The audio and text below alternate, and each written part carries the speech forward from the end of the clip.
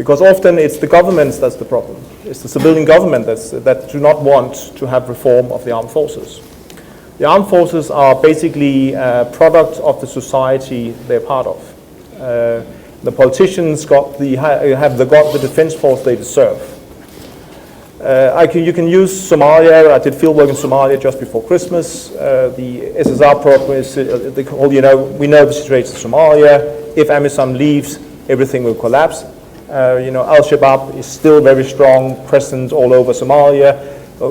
And the security forces are not in place. There's because there's no political will to do it. And also capacity not to do it. Congo, I've worked in the Congo since 2004.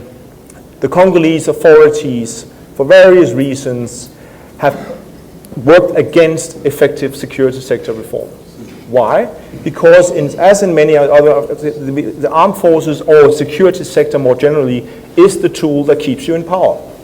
So if you reform a security service that actually, so it suddenly starts being responsive to the constitution and not to a certain political elite, they will undermine their own position.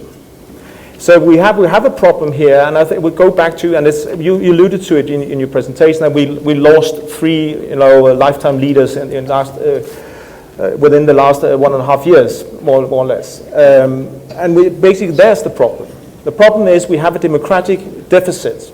And as long as SSR, we can talk about SSR, we can talk about all these things, but as long as you don't get proper institutional, real liberal democracies that actually works, where you have end to impunity, and where you have actually responsible governments, where institutions like the Ombuds rulings are actually executed and accepted by the political masters and so forth, you can have all the security directive reforms, you can have all the kind of reforms you want, but it will never going to work. And then on another note, I would actually follow up on what the general said, because I did my doctorate on the South African Defence Force and I've worked with the Defence Force for many years. He's totally right. The South African society has been killing the Defence Force, and I must commend the generals here, how they actually managed to keep that force together despite the underfunding for the last at least 20 years.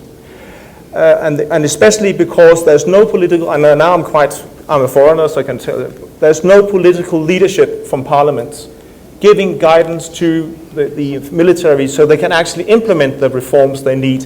For instance, the defense review was mentioned. The 2015 defense review, the parliamentarians, I was in parliament.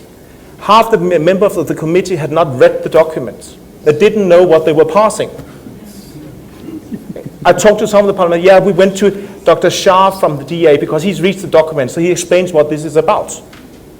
As long as this is the case, there's no oversight from Parliament. How are the defense chiefs ever going to be able to implement anything where there's no guidance from the political level?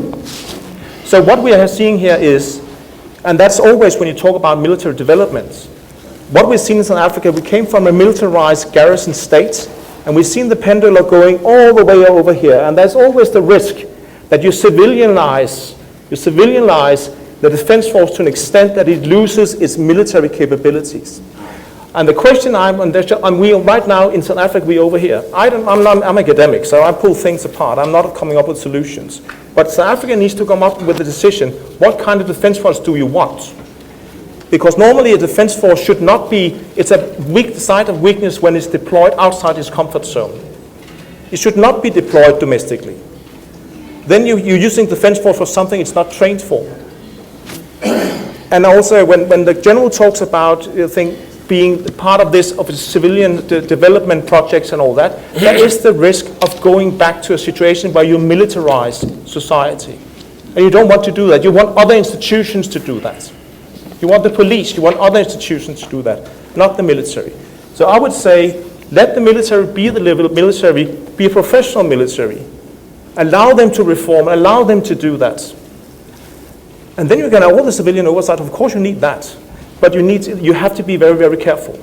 As it is right now, it's been underfunded, and it's been asked to do a lot of tasks and was not funded for, and which is not. And we see the consequences now. You see South African soldiers in the Congo. I've seen them walking around because the equipment is not working. We can't sustain it.